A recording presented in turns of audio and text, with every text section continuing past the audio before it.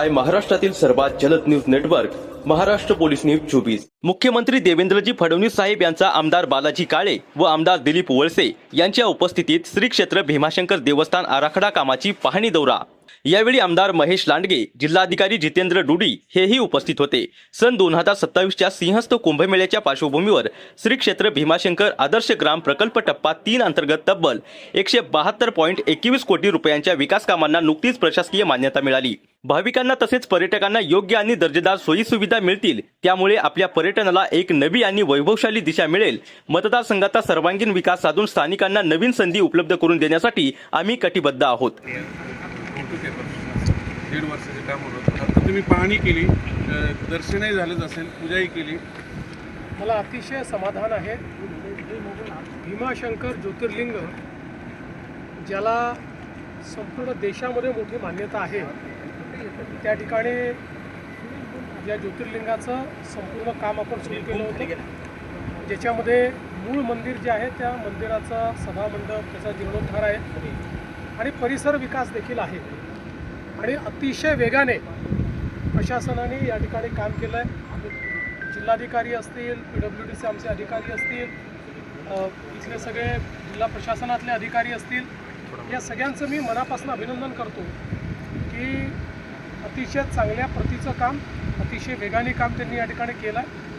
आणि आता जो परिसर विकास होणार आहे त्याच्यामध्ये अतिशय सुंदर अशा प्रकारे इथलं संपूर्ण परिवर्तन होणार आहे। मागच्या काळामध्ये इथला जो काही आराखडा आहे तो आराखडा आपण मंजूर केला। वळसे पाटील साहेब, बाबाजी, सगळे आमचे उपमुख्यमंत्री, सगळे लोक आम्ही होतो। आणि या आराखड्यामध्ये सगळ्यात महत्त्वाचं की इथल्या गावातल्या लोकांनी जे सहकार्य दाखवलं आहे ते सगळ्यात महत्त्वाचं आहे। जवळपास 150 घरं जी आहेत ती सगळी शिफ्ट होत आहेत आणि आम्ही पण हा चंग बांधलेला आहे की त्यांना अतिशय सुंदर अशा प्रकारचं बाजूलाच आम्ही जागा देतो, तिथे गाव तयार करतो। लोक जसं भीमाशंकरचं दर्शन करण्याकरता येतील तसंच त्या गावामध्ये देखील दर्शन करायला जातील, अशा प्रकारची गावामध्ये व्यवस्था आपण करतो। त्या गावाची अर्थव्यवस्था पूर्ण बदलतो। त्या ठिकाणी सुंदर अशा प्रकारची ही व्यवस्था झाल्यामुळे एकूणच जागा देखील जास्त मिळणार आहे आणि इतरही ज्या गोष्टी या ठिकाणी होत आहेत त्या सगळ्या गोष्टींमुळे मला असं वाटतं की पुढच्या काळामध्ये इथे येणाऱ्या भाविकांची संख्या 5 ते 10 पटीने वाढेल, कारण लोकांना येणं सुगम होणार आहे। 2 रस्ते आपण तयार करतो, जाण्याचा वेगळा, येण्याचा वेगळा, त्यामुळे या ठिकाणी कुठलंही ट्रॅफिक जाम होणार नाही। काही आपण इलेक्ट्रिक वाहनं देखील या ठिकाणी ठेवतो की जे सिनियर सिटीजन्स आहेत त्यांना चालावं लागू नये। दुकानं नीट व्यवस्थित मांडतो आहोत की कोणालाही अडचण येऊ नये आणि दुकानदारांनी अडचण येऊ नये। हा ST स्टँड असेल किंवा बाकी सगळ्या गोष्टी असतील, या सगळ्याचं अतिशय सुव्यवस्थित प्लॅनिंग हे आपण या ठिकाणी केलेलं आहे। आणि मला आनंद आहे, आज ही सगळे जो भाग आहे हा मी स्वतः बघितला आणि जे काम चाललं आहे ते बघितलं। मी अतिशय समाधानी आहे। मला विश्वास आहे रेकॉर्ड स्पीडमध्ये पुढच्या वर्षी कुंभ सुरू होण्याच्या आधी यातलं 90% काम आपण पूर्ण केलेलं असेल। महाकालच्या धर्तीवर इथला कॉरिडॉर होईल का? नाही, हा अजून वेगळ्या पद्धतीचा होतो आहे।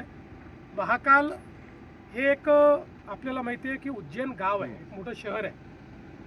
हे अशी जागा आहे की ज्या ठिकाणी वाईल्ड लाईफ आहे, ज्या ठिकाणी प्रोटेक्टेड फॉरेस्ट आहे, ज्या ठिकाणी बायोडायव्हर्सिटी आहे, त्यामुळे कुठेही त्याला धक्का न लागता किंबहुना बायोडायव्हर्सिटी वाढवता कशी येईल, फॉरेस्टला अधिक आपल्याला चालना कशी देता येईल असा विचार करून इथला कॉरिडॉर तयार होतो आहे।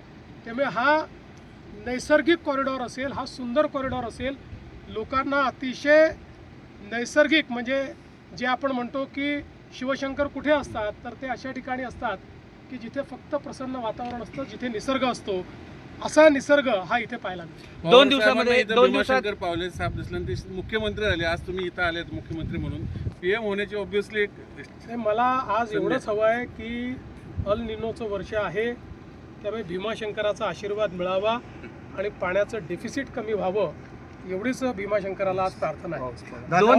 2 दिवसामध्ये दर्शनवार चालू होते। 5 महिन्यांपासून दर्शन बंद आहे। कामं मोठ्या प्रमाणात शिल्लक आहेत। दर्शन म्हणजे व्यवस्थित होईल, भाविकांचं निश्चित व्यवस्थित होईल। खरं म्हणजे आजपर्यंत इतक्या वेगानं काम झालेलं एकही तीर्थक्षेत्र आपल्याला पाहायला मिळणार नाही, ज्या वेगाने काम झालं। अर्थात पॅरलली आता मिनिमम कामं करून दर्शन सुरू करू, पण दर्शन फार काळ बंद ठेवता येत नाही. आणि सोबत म्हणजे जी कामं दर्शन बंद ठेवूनच करायची होती ती कामं केली आहेत. आता बाकीची कामं दर्शन सुरू असतानाही होऊ शकतात. जी नंतरची कामं आहेत ती कामं होत राहतात. खरं तर दादरमध्ये एक पांढऱ्या पट्टीवर वाद निर्माण झाला आहे, कारण जैन मुलींना जाण्यासाठी त्या ठिकाणी पांढरी पट्टी मारली होती. म्युन्सिपाल्टीने ती पांढरी पट्टी काढून टाकली. मला काही कल्पना नाही, तुम्ही सांगताय. मी आता भीमाशंकरला आलो आहे. इथल्या संदर्भात काही प्रश्न असतील तर मी निश्चित त्याची उत्तर देईल. आता माझं काय गेले 4-5 तास मी टी व्ही बघितलेला नाही, मला कोणी ब्रीफही केली नाही, त्यामुळे मला काही कल्पना नाही. सकाळी राऊतांनी नेहमीप्रमाणे